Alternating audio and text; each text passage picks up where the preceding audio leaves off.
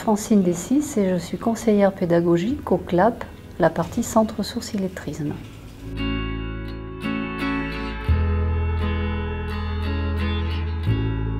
Alors le CLAP, ça veut dire comité de liaison des acteurs de la promotion. Le CLAP est régional, il a une fonction régionale, il œuvre dans les 5 départements de l'Aquitaine. Avec pour mission, alors il faut savoir que le CLAP est constitué de 5 pôles d'activité. Il y a le DPLAI, dispositif permanent de lutte contre l'analphabétisme et l'illettrisme. En 2, il y a la VA, la vie associative, qui a lieu au siège du CLAP, qui est 176-182 rue Guillaume Leland, et qui est mise en œuvre par le directeur du CLAP, qui s'appelle M. Maoub Labib. Le 3e, c'est donc le Centre Ressources Illettrisme.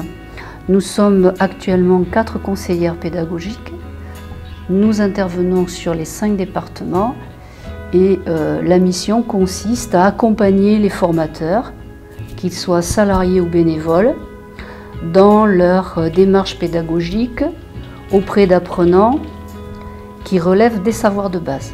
Il a été créé un pôle qui est la PIC, qui est donc l'atelier pour la promotion de l'interculturel, et l'ADLI, qui est autour de médiateurs, médiateurs culturels, médiateurs tout court. Et là, il y a plusieurs femmes qui interviennent. J'avais des femmes, parce que ça se trouve que ce sont des femmes de nationalité étrangère, dont de culture étrangère. Donc ce sont les 5 activités du CLAP.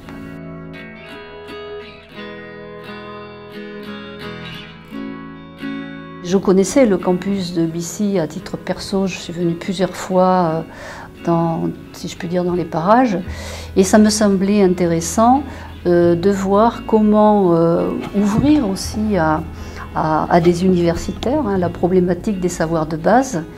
Et en regardant de près le site internet du campus de Bissy, j'ai vu qu'il y avait toute une partie sur le multimédia et disons qu'une partie qui concerne la formation de webmaster et autres. Et je me suis dit, pour ces jeunes, ça pourrait être aussi une porte d'accès à l'emploi, peut-être même avant l'emploi, des stages pratiques.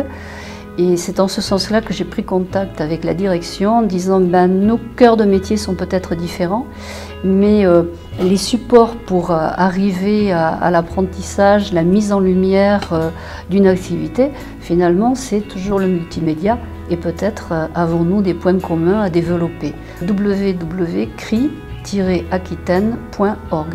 Voilà.